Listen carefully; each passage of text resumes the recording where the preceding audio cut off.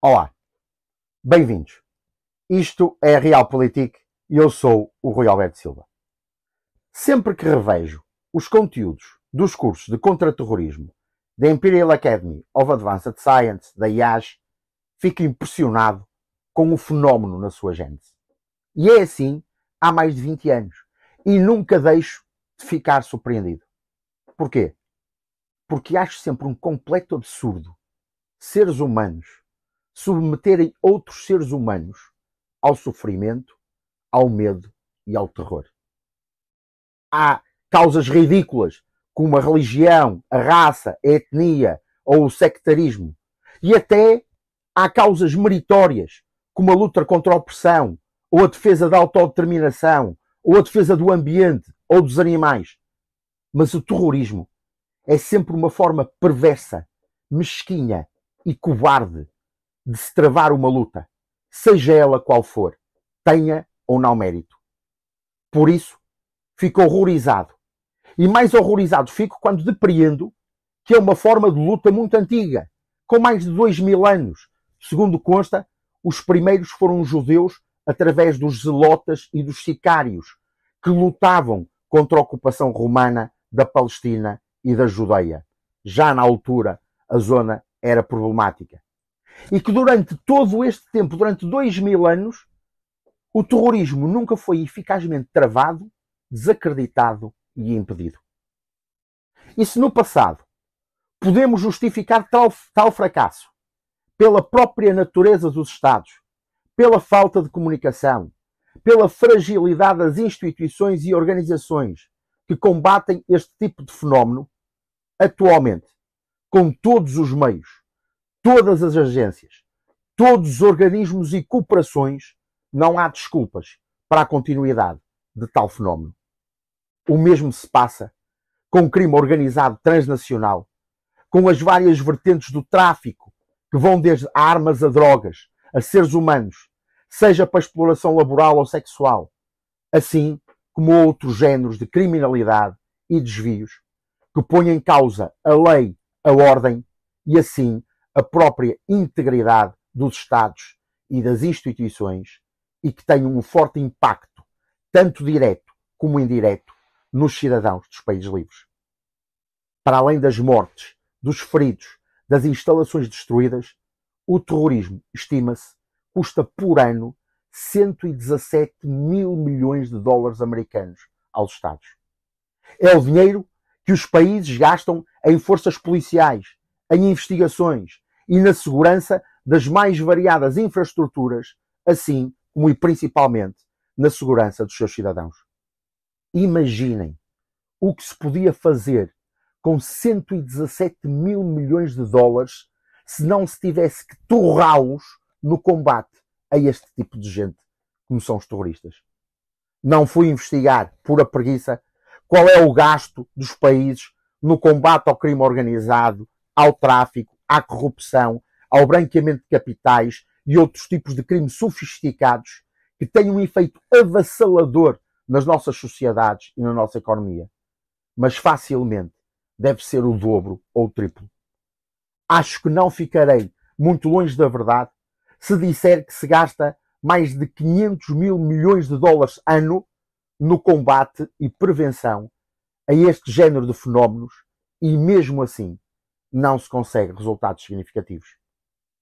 Numa investigação que fiz recentemente sobre o crime organizado transnacional, até se verifica um crescimento de 20% do crime organizado transnacional na época pós-pandémica e noutros tipos de criminalidade. E sejamos frontais. E esse dinheiro faz falta para alimentos, para a saúde, para a educação, para a cultura. Cada dólar gasto no combate ao terrorismo, ao crime organizado, ao tráfico, é um dólar que é roubado a uma criança, a um idoso, a uma mulher ou homem de bem. Impõe-se, então, uma questão. o que se está a passar, no que estamos a falhar, o que é que está a correr mal. Depois de pensar durante muitos anos, de discutir isto com colegas e mestres, cheguei a uma conclusão que de tão simples e tão óbvia chega a ser ridícula. O grande mal e a razão da nossa ineficácia está na nossa mansidão. Generalizou-se na sociedade, em especial no ocidental abastada e urbana, um perigoso estado de mansidão, de paz inconsequente e de passividade cobarde. São moda expressões como fazer a bem sem olhar a quem, frente a uma arma, uma flor, faz amor e não a guerra, contra a violência, a paz. Dão como exemplo de sucesso dessa postura a ação de figuras como Mahatma Gandhi e o Martin Luther King Jr., esquecendo-se que ambos se opunham, e com toda a razão, mas opunham-se a Estados de Direitos Democráticos, o Reino Unido da Grã-Bretanha e os Estados Unidos da América, respectivamente, controlados por sufrágio livres dos respectivos cidadãos, e que no final da história acabaram os dois assassinados. Hoje, os nossos opositores não são Mahatma Gandhis, nem Luther Kings, nem Nelson Mandela, pessoas superiores, com pensamento superior. Hoje, os nossos opositores são grupos terroristas como o Daesh, a Al-Qaeda, o Hamas, grupos de crime organizado como os cartéis de droga colombianos, as máfias russas e georgianas, ou as tríades chinesas, ou ainda estados ditatoriais como a Rússia, a Coreia do Norte e a República Popular da China. E mesmo perante estas ameaças, há setores da sociedade cada vez mais audíveis e pressionantes que defendem a diminuição do investimento nas Forças Armadas, ou mesmo o fim das Forças Armadas, a desmilitarização das nações e o encerramento dos serviços de informação e segurança que apelidam de polícia política. Há quem acredite mesmo nisso e defenda estes pontos de vista com veemência. E tais questões já chegaram, inclusive, ao debate político e mesmo ao Parlamento de alguns países ocidentais. Ora, todas as pessoas têm direito à sua opinião e as que defendem este ponto de vista também têm, como é óbvio, comungo da mesma convicção de Voltaire, que dizia que posso não concordar com o que dizes, mas defenderei até à morte o teu direito de dizê-lo. Mas já se questionaram das consequências objetivas e reais de tais medidas? Sem quem defenda os nossos ideais da liberdade, da igualdade, da democracia e dos direitos humanos, sem quem se oponha à tirania, ao terror e ao crime, estes vencerão facilmente, sem oposição e sem qualquer tipo de dificuldade. Ou pensam que grupos terroristas, organizações criminosas e estados ditatoriais e déspotas, perante as vossas flores e boas intenções, vão depor as armas e dar-vos abraços e beijinhos, embebidos no espírito de uma nova ordem e de um mundo fraterno e pacífico? Não creio, mesmo. Por isso, temos que nos deixar de teorias de pacifismos utópicos e de mansidões irrealistas. E de uma vez por todas assumir que, se não defendemos o que é nosso, iremos perder tudo. E só há um modo dessa defesa ser eficaz: sermos mais astutos, mais fortes e mais eficazes que o inimigo. E para isso é preciso usar a força e muitas vezes a violência, porque, e infelizmente, é a única linguagem que esses indivíduos conhecem e entendem. Enquanto não formos tão eficazes, tão empenhados e tão capazes como os nossos opositores, eles sairão sempre vencedores. E sempre que eles vencem, morrem pessoas inocentes, perde-se património legítimo e saem fragilizados os ideais do Estado de Direito e dos direitos humanos que defendemos, ficando mais fortes os populismos e as demagogias antidemocráticas que à esquerda e à direita graçam por esse mundo fora, em especial no Ocidente. Thomas Mann, Prémio Nobel da Literatura de origem alemã, disse um dia que a tolerância é um crime quando aquilo que é a tolerância é um crime quando aquilo que é tolerado é maldade. E quase, como sempre, estava muito certo. Os pacifistas acomodados e os mansos utópicos têm de uma vez por todas que tomar uma decisão e comprometer-se com ela. Afinal, defendem a liberdade, a igualdade, a democracia, o primado da lei, o Estado de Direito e os direitos humanos, ou isso é irrelevante? Porque se for irrelevante, a questão está resolvida. Depõe-se as armas, deixa-se de lutar e dá-se livre trânsito a terroristas, criminosos e ditadores. Seremos escravos, oprimidos e maniatados, mas cheios de flores, de paz, de concórdia, de mansidão e a fazer muito amor. Seremos, afinal, o que todo bom opressor gosta, escravos submetidos e contentes com seu estado de escravidão. Mas se, pelo contrário, defendem os ideais que a tanto custo os heróis do nosso passado conquistaram, muitas vezes com o custo da própria vida, tenham a consciência que esses ideais não são gratuitos nem tampouco garantidos. Todos os dias, mulheres e homens trabalham, investigam e lutam, a esmagadora maioria das vezes nas sombras e no mais completo anonimato, para que vocês continuem a ter a liberdade de deambular pelos vossos sonhos de paz universal e concórdia global.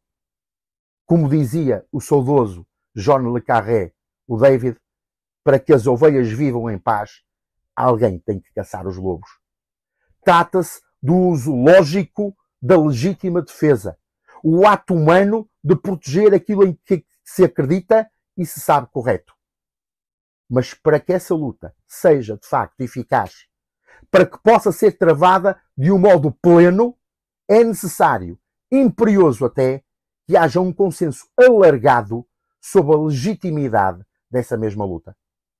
A sociedade civil dos Estados de Direito, onde assenta o poder democrático e legítimo, tem de estar unidas e coesas na real e eficaz defesa dos seus ideais e assumir que essa defesa passa pelo combate direto e focado ao inimigo.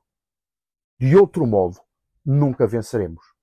De outro modo, tudo aquilo que defendemos estará sempre a ser atacado e um dia, mais tarde ou mais cedo, cederá.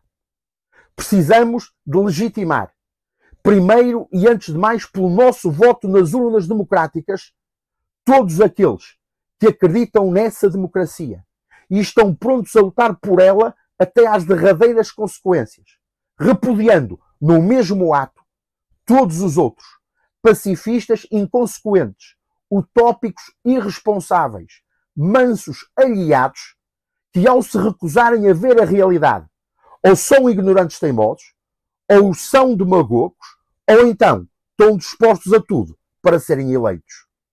Por vezes, são tudo isso, e em todos os casos, indivíduos, como é óbvio, a manter longe do exercício do poder. Depois, temos de atuar de todos os modos possíveis contra aqueles que de alguma forma apoiam e ou permitem, seja pela ação, seja pela sua covarde inação, o crime, o terrorismo e tudo o que põe em causa os direitos, liberdades e garantias que a tanto custo conquistamos. Temos de fazer de cada ação um ato de luta, de cada expressão um apoio e incentivo aos que lutam, de cada movimento uma reação forte, clara e decidida contra todos aqueles que põem em causa ou não defendem o que tanto nos orgulha. Sou daqueles que não se importa de ter sangue nas mãos para que os meus filhos possam ter esperança nos olhos.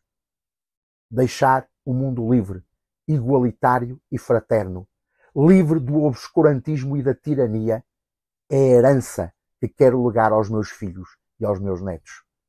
Sei que isso tem um custo e estou disposto a pagar esse custo até ao meu último suspiro. Estão vocês preparados e dispostos a fazer o mesmo?